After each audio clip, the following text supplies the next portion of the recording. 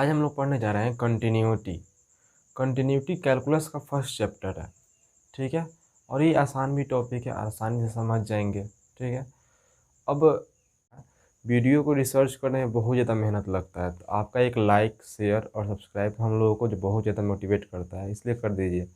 तो चलिए हम लोग पढ़ते हैं।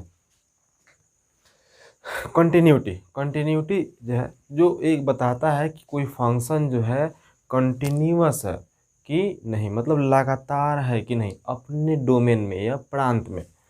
तो if a function said to be continuous function if its graph does not break in its domain, मतलब कोई फलन एफ एक्स कंटिन्यूअस फंक्शन या संतत फलन तब कहलाएगा जब अपने प्रांत में जो इसका ग्राफ है कहीं भी ब्रेक ना हो, कहीं भी टूटा ना हो, मतलब हर एक जगह वैल्यू बराबर दे। मतलब आपको मेहनत करना है तो लगातार मेहनत करना है, कंटिन्यूअस बनना है। सेम आते हैं असंतत फलन, डिसकंटिन्यूअस फलन। डिसकंटिन्यूअस फलन क्या होता है कि if a function is not continuous in domain, मतलब कोई फंक्शन अगर हमारा कंटिन्यूअस नहीं है, संतत नहीं है, तो वो असंतत कहलाएगा। सीधा सा बात, जो संतत नहीं है वो असंतत कहलाएगा। अगर कोई संतत है मतलब लगातार है, तो हम लोगों को कैसा बनना है, संतत फलन, मतलब लगातार मेहनत कीजिए, कम या ज़्यादा लेकिन लगातार बनिए, डिसकंटिन्यूअस नहीं बनना। अब इसका हम ग्राफ देखेंगे, ग्राफ के थ्रू समझेंगे कि जो कोई फंक्शन कैसे कंटिन्यूअस होता है और कैसे डिसकंटिन्यूअस, ठीक है। अब उससे पहले एक नोट में पॉइंट नोट कर लीजिए। ऑल पोलिनोमियल्स जितने भी हमारा बहुपद फलन है, बहुपद फलन आप लोग 10th क्लास में पढ़े होंगे। जो बहुपद फलन है जितने भी, मतलब वैसे फलन या वैसे बहुपद जिसके घात क्या हो, नेचुरल नंबर हो या होल नंबर हो, उसको लोग कहते हैं बहुपद, ठीक है ना। मतलब अगर हमारा एफ एक्स है तो अगर 2x² - 3x + 4 है, तो इसका घात देखिए हमारा न्यूमेरिकल वैल्यू है और प्लस में होना चाहिए, माइनस में नहीं होना चाहिए। F x is equal to, अगर आप लिख देते हैं मान लीजिए चलो 3x³ - 2x⁻² तो इसका घात आ गया क्या, माइनस में, मतलब ये चला जाएगा बट्टा में, तो ये हमारा बहुपद फलन नहीं कहलाएगा, ठीक है। और भी अगर एफ एक्स इज इक्वल लेते हैं 1/x, तो यहाँ पे क्या हो जाएगा 1/x, मतलब x⁻−1, मतलब ये भी हमारा नेगेटिव में हो गया, तो ये भी बहुपद फलन नहीं कहलाएगा। मतलब x का पावर करना चाहिए धनात्मक, तो इसको बोलेंगे बहुपद फंक्शन। तो बहुपद function, trigonometric function, exponential function and logarithm function, ये जो होते हैं हमेशा अपने डोमेन या प्रांत में कंटिन्यूअस है। इससे फ़ायदा क्या है, इससे फ़ायदा ये है कि हम लोग पहले से ही जान जाएंगे कि ये कंटिन्यूअस है, तो इसको कंटिन्यूटी को या संततता को चेक करने का आगे ज़रूरत नहीं पड़ेगा, हमारा टाइम बचेगा, ठीक है। तो ये हम समझ लेते हैं कि पोलिनोमियल फंक्शन जो है, पहले बारी बारी सबको देख लेते हैं। पोलिनोमियल फंक्शन है हमेशा कंटिन्यूअस कैसे होता है, एक एग्जाम्पल के थ्रू समझते हैं, ठीक है। इसको मिटाता है, इससे मान के चलिए कि हम एग्जाम्पल लेते हैं, f x is equal to x² - 4, घात 2 है, ठीक है। तो इसका हम ग्राफ ड्रॉ करते हैं। ये हमारा x अक्ष, ये हमारा y अक्ष। हम लोग जानते हैं द्विघात समीकरण का जो ग्राफ होता है पैराबोलिक होता है, ठीक है, यू शेप का। इसका ग्राफ कुछ ऐसा होता है, ये 2 को कट करेगा और ये -2 को। अब इसका ग्राफ देखिए तो कहीं पर भी कटा है, लगातार है कि नहीं है, कहीं पर भी ये माइनस अनंत की तरफ जाएगा, माइनस अनंत की तरफ, और ये हमारा बढ़ते बढ़ते बढ़ते कहाँ तक जाएगा, प्लस अनंत की तरफ। मतलब माइनस अनंत से प्लस अनंत के बीच में कहीं भी ग्राफ कटा नहीं है, तो इसका मतलब कहीं भी नहीं कटा है, मतलब लगातार है, लगातार है। इसलिए इसको क्या बोलते हैं हम लोग, संतत फलन कहते हैं। इसको क्या कहते हैं हम लोग, संतत फलन या कंटिन्यूअस फंक्शन बोलेंगे इसको, ठीक है।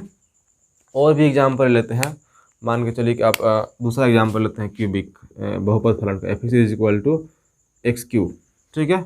सिंपल सा x³ ले लिया। इसका ग्राफ कैसा होता है, ग्राफ भी याद करना बहुत ज़्यादा जरूरी होता है।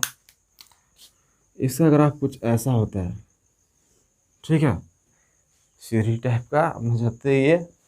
तो ये जो ग्राफ है देखिए तो लगातार है कि नहीं है, लगातार, कहीं पे भी ब्रेक आएगा, कहीं भी ब्रेक नहीं हुआ है, तो ये हमारा कैसा फंक्शन है, कंटिन्यूअस। ये वाला कैसा फंक्शन है, कॉन्टिन्यूअस फंक्शन है, ठीक है। और भी एग्जाम्पल लेते हैं। मान के चलिए आप एग्जाम्पल ले लिए f(x) is equal to 1/x। तो देखिए हमारा बहुपद फलन नहीं हुआ है, बट्टा में आ गया ना, तो बट्टा में आ गया या 1, इसको ऐसे भी लिख सकते हैं, x पर 1 है, ऊपर जाएगा तो -1, x के पावर -1 है, ये बहुपद फलन नहीं है तो डिसकंटिन्यूअस होगा। ऐसा का ग्राफ भी डिसकंटिन्यूअस ही होता है, देखते हैं कैसे, देख लीजिए।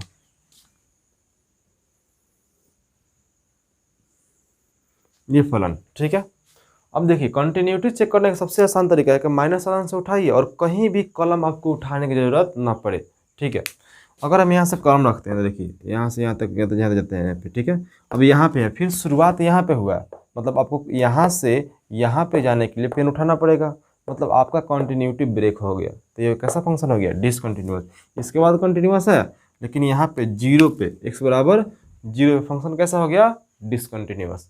डिसकंटिन्यूअस का मतलब और भी, मान लीजिए कोई ग्राफ ऐसे ऐसे जा रहा है, ठीक है, लेकिन यहाँ पे ब्रेक कर गया, यहाँ पे ब्रेक कर गया, तो हमारा कैसा हो गया, डिसकंटिन्यूअस फंक्शन, ठीक है। मतलब कहीं पर भी ब्रेक नहीं होना चाहिए, उसको बोलेंगे हम लोग कंटिन्यूअस फंक्शन। अगर ब्रेक हो गया तो ये कैसा फंक्शन है, डिसकंटिन्यूअस। ये भी कैसा फंक्शन है, डिसकंटिन्यूअस। ये मेरा कैसा फंक्शन है, डिसकंटिन्यूअस। असंतत फलन, इसको हिंदी में बोलते हैं असंतत, इसको भी बोलेंगे हम लोग असंतत फलन, ठीक है। तो हम लोग समझ गए कि कोई भी चीज़ है जो जिसका हम लोग ग्राफ प्लॉट करेंगे, और ग्राफ जो होना चाहिए लगातार होना चाहिए। अगर वो लगातार होगा तो वो संतत फलन कहलाएगा, अगर लगातार नहीं होगा तो संतत फलन नहीं कहलाएगा, ठीक है। एक बेसिक आइडिया हमको मिल गया। तो जितने भी बहुपद फलन हैं वो क्या होते हैं, हमेशा जो होते हैं संतत होते हैं, उनको चेक करने की ज़रूरत नहीं है। आगे हम लोग सीखेंगे कि कैसे किसी फलन को, संततता को या कंटिन्यूटी को चेक किया जाता है, ठीक है। तो बहुपद फलन अपने प्रांत में हमेशा क्या होते हैं, संतत। अब आते हैं ट्रिगोनोमेट्रिक। ट्रिगोनोमेट्रिक भी हमेशा अपने डोमेन में संतत होते हैं, ठीक है। इस सबका एग्जाम्पल लेते हैं हम लोग,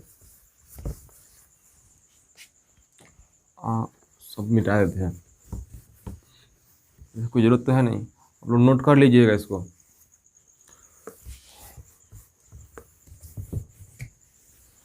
अगला मान के चलिए एक बेसिक एग्जांपल लेते हैं, f(x) is equal to sin x। sin x का ग्राफ हम लोग प्लॉट करते हैं, आप लोग पढ़े होंगे 11th क्लास में, तो हल्का फुल्का तो याद होना चाहिए। इसका ग्राफ कैसा होता है, एक सांप ले लीजिए और उसको रंगवा दीजिए, हो जाएगा। ये हम ग्राफ अच्छा से नहीं बन पाया है, मतलब सुंदर आप लोग अच्छे से बनाइएगा। ये x अक्ष, ये हमारा y अक्ष, ये नेगेटिव की तरफ भी ग्राफ जाता है, ऐसा नहीं है, ऐसा भी जाएगा। ये सब बराबर ही होता है, ठीक है ना। ये जो होता है एक बराबर लाइन पे होता है, हमसे बराबर नहीं खींचा पाया है, एकदम बराबर लाइन पे होता है, क्योंकि हम लोग जानते हैं कि साइन का जो वैल्यू होता है वो -1 से 1 के ही बीच में रहता है। तो ये ग्राफ ऊपर नीचे नहीं भागेगा, ये 1 और ये -1 के बीच, ठीक है। यहाँ पे हमको मिलता है 90 का मल्टीपल बाय मैक्सिमम π/2, यहाँ पे 3π/2, यहाँ पे 5π/2, यहाँ पे 7π/2 एंड बढ़ते चला जाएगा, -π/2, -3π/2, यहाँ पे मिलेगा पाई, 2π, 3π, 4π, बढ़ते जाएगा, ठीक है।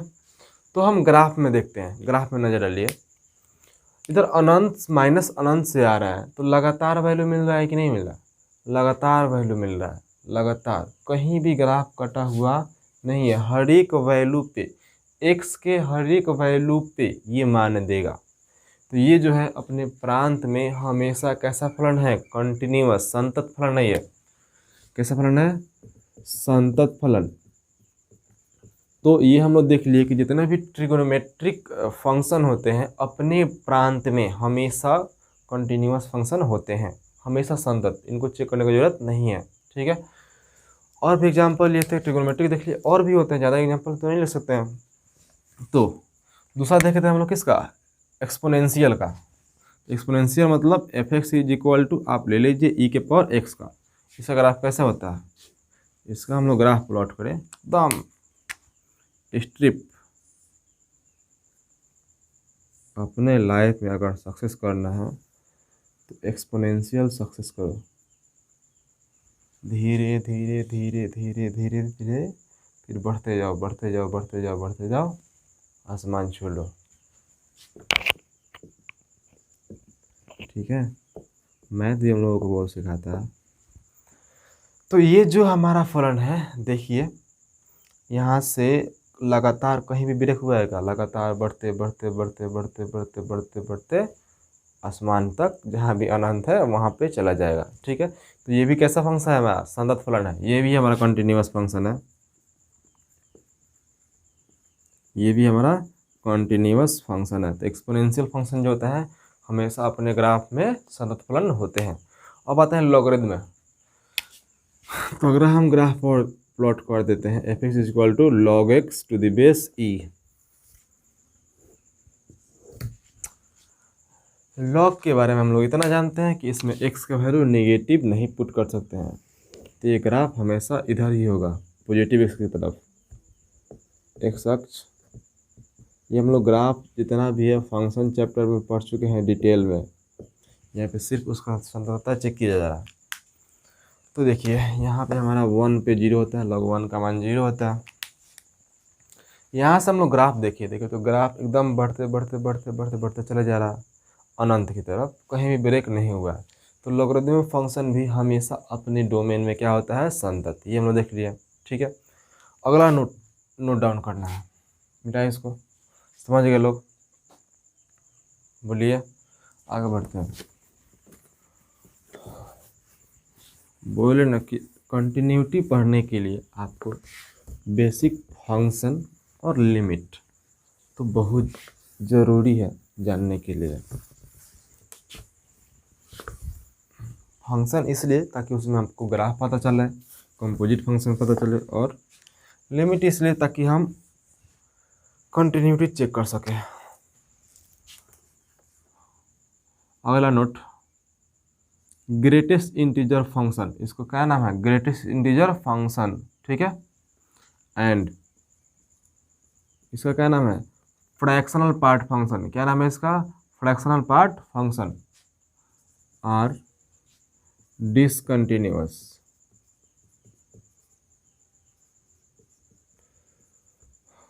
एट ऑल इंटीजर्स, इसको हिंदी में हम बोल देते हैं महत्तम पूर्णांक फलन और भिन्नात्मक फलन जो होते हैं असंतत होते हैं सभी इंटीजर्स पे, सभी पूर्णांक पे। मतलब जितने भी पूर्णांक होंगे सभी पूर्णांक पे ये जो फंक्शन है हमेशा क्या होंगे, असंतत। तो कहीं भी देखिए ऑब्जेक्टिव में डायरेक्ट इसको कहाँ मारना है, असंतत। कैसे, तो हम लोग ग्राफ प्लॉट करके देख लेते हैं। ठीक है, तो भाई साहब हम लोग ग्राफ प्लॉट कर रहे हैं ग्रेटेस्ट इंटीजर फंक्शन। इसका नाम क्या है, ग्रेटेस्ट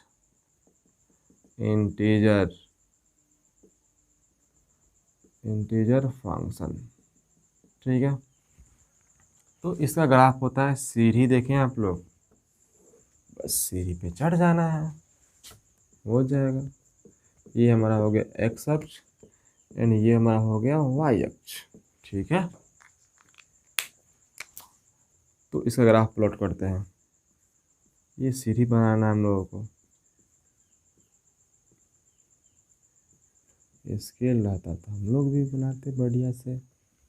ये डिजिटल बोर्ड, वो तो मेरे पास सुविधा है ना, फिर भी हम लोग देख लेते हैं। यहाँ हो गया हमारा 1 2 3 4 5 6, ऐसे बढ़ते चला जाएगा। 0 -1 -2 -3 एंड -4, ऐसे जाएगा। ठीक है। तो इंटीजर, नेगेटिव इंटीजर तो ये नहीं होता -4 -3 -2 -1 0 1 2 3 4 5 6 देता है। तो देखिए अब हम लोग ग्राफ देखते हैं। यहाँ से हम लोग ग्राफ चला, यहाँ चला, यहाँ पे ब्रेक हो गया, ब्रेक होकर डायरेक्ट ऊपर आ गया। कहाँ पे ब्रेक हुआ? -3 पे। फिर कंटिन्यूस है, फिर कहाँ पे ब्रेक हुआ? -2 पे। फिर चला, फिर कहाँ पे डिसकंटिन्यूस हुआ? -1 पे। फिर यहाँ से 0 पे, फिर 1 पे, फिर 2 पे, 3 पे, मतलब सभी के सभी इंटीजर पे क्या हुआ? ये डिसकंटिन्यूस। ठीक है। जितने भी हमारे इंटीजर्स होते हैं उस पर ग्रेटेस्ट इंटीजर फंक्शन क्या होते हैं? डिसकंटिन्यूस, असंतत फलन। ठीक है, याद रखना है इसको। ये जो फंक्शन होते हैं ये कैसे फंक्शन होते हैं? Discontinuous function. ठीक है। अगला बचा हमारा फ्रैक्शनल पार्ट फंक्शन, वो भी देख लेते हैं। f(x) = fractional part function. Fractional part function के बारे में जानते हैं कि इसका वैल्यू हमेशा 0 से लेकर के 1 के बीच में ही होता है, इससे ज़्यादा बाहर ये नहीं भाग सकता है। तो इसका हम लोग ग्राफ प्लॉट कर देते हैं। तो इसका ग्राफ ऐसा कुछ होता है।